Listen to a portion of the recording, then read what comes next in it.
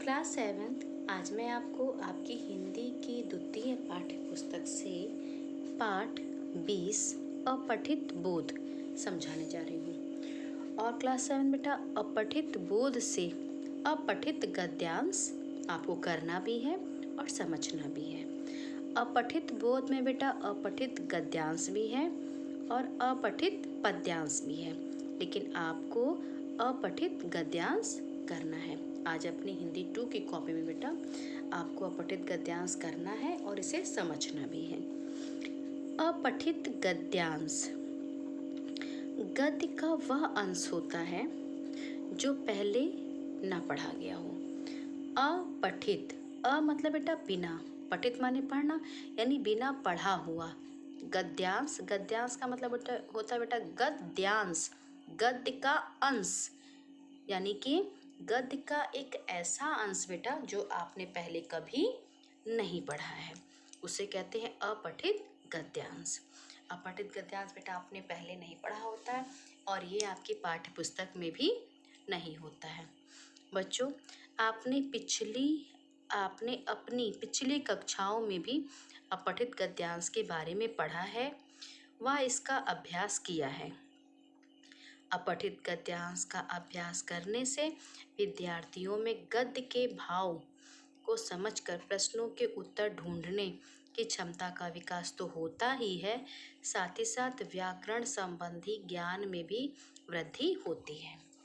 बेटा गद्यांश में आपको एक गद्य का अंश दिया जाता है और ये अंश बेटा किसी की जीवनी से, कहानी से भी लिया जा सकता है। गद्य का एक ऐसा भाग, एक ऐसा अंश बेटा गद्य का अपठित गद्यांश में, और पद्यांश में बेटा, पद्यांश में कविता हो गया, पद्य हो गया, और गद्य में बेटा गद्य का एक ऐसा अंश, एक ऐसा भाग जो आपने पहले नहीं पढ़ा है, आपकी पाठ्य पुस्तक में नहीं है। और आज जब आपको अपठित गद्यांश करने के लिए मिलता है बेटा, तो आपको पहले क्या करना चाहिए, उसे बहुत ध्यान से पढ़ना चाहिए, 2 से 3 बार बहुत ध्यान से पढ़ना चाहिए।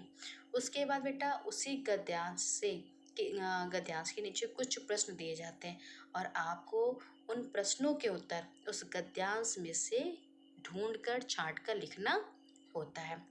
अपठित गद्यांश बेटा इसका अभ्यास आपने पिछली कक्षाओं में भी किया है और इसका अभ्यास बेटा इसलिए करवाया जाता है ताकि आपकी बौद्धिक क्षमता का क्या हो, विकास हो, आप स्वयं से प्रश्न जो है छांट कर लिख सकें, साथ ही साथ आपके जो व्याकरण संबंधी जो अशुद्धियां हैं वह समाप्त हो जाए और व्याकरण संबंधी जो ज्ञान है उसमें क्या हो, वृद्धि हो, आपको व्याकरण का भली भांति ज्ञान हो, आपकी बौद्धिक क्षमता का विकास हो, स्वयं प्रश्नों के उत्तर ढूंढने का भी विकास हो।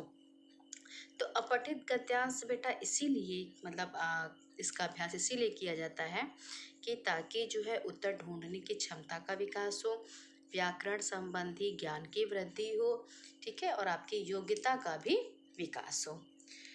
अपठित गद्यांश क्या है ये आप जान गए बेटा, वह भाग गद्य का जो आपने पहले नहीं पढ़ा है। विशेष, पहले गद्यांश को 2 बार ध्यानपूर्वक पढ़िए। बेटा गद्यांश को करने से पहले जो है कुछ बातें हैं, कुछ सावधानियां हैं जिनका आपको ध्यान रखना चाहिए। बेटा अपठित गद्यांश करने से पहले गद्यांश को 2 बार ध्यान से पढ़ना चाहिए। उसके बाद फिर प्रश्नों को पढ़िए और उनके उत्तर संक्षेप में लिखिए। उत्तर अपने शब्दों में ही लिखने चाहिए। बेटा अपठित गद्यांश करने से पहले क्या करना चाहिए, आपको गद्यांश को 2 बार अच्छे से भली भांति उसको पढ़ना चाहिए और फिर उसके बाद जो प्रश्न बेटा पूछे गए हैं उनके उत्तर छोटे देने चाहिए। और फिर अपठित गद्यांश में बेटा प्रश्न भी बहुत छोटे ही आते हैं, ऐसे प्रश्न आते हैं कि उनके उत्तर भी 2 ही लाइन में, 2 ही पंक्ति में होते हैं। तो जो आप उनके उत्तर दे रहे हैं बेटा प्रश्नों के, वो भी कैसे होने चाहिए, छोटे होने चाहिए, सटीक होने चाहिए। ये नहीं कि खूब बड़ा आपने आंसर लिख दिया और जो सही उत्तर है वो आपको प्राप्त ही नहीं हुआ। नहीं, प्रश्न को ध्यान से पढ़िए और पढ़ने के बाद उत्तर को छांटिए और जो उत्तर लिखिए वह भी कैसा हो, संक्षेप में हो, यह नहीं कि विस्तार से हो, बहुत सारे आपने शब्दों का प्रयोग किया हो लेकिन जो सही और सटीक उत्तर है वो प्राप्त ना हो। तो जो प्रश्न है बेटा उनके उत्तर कैसे होने चाहिए, संक्षेप में छोटे होने चाहिए। उत्तर अपने शब्दों में लिखने चाहिए। जो आप उत्तर लिखेंगे बेटा प्रश्नों का, उन्हें अपनी भाषा में जो है अपने शब्दों में लिखना चाहिए, अपने शब्दों का प्रयोग करना चाहिए। ये नहीं कि आपसे अगर कोई प्रश्न पूछा गया है तो आप उत्तर उसका जो है पूरा जो भी लाइन है, जो भी पंक्ति गद्यांश में से आपने पूरा उठा के वही लिख दिया, नहीं। आपको जो उत्तर लिखना है बेटा उसे अपने शब्दों में लिखना है। तो ये तो है बेटा अपठित गद्यांश जो आपको समझ में आ गया होगा। अब चलिए देखिए कि आपको आज कौन सा गद्यांश करना है। आज बेटा आपको पेज नंबर 240 से तीसरा ये अपठित गद्यांश करना है। तो चलिए देखिए गद्यांश बेटा क्या है। विद्यार्थी जीवन में अनुशासन का महत्व सर्वाधिक है। विद्यार्थियों का जीवन ज्ञान प्राप्त करने और अध्ययन करने का समय होता है। इसके लिए विद्यार्थियों को दो बातों की ओर विशेष ध्यान देना होता है। पहली बात मन को केंद्रित रखना और दूसरी बात शिक्षण संस्था के नियमों पर चलना।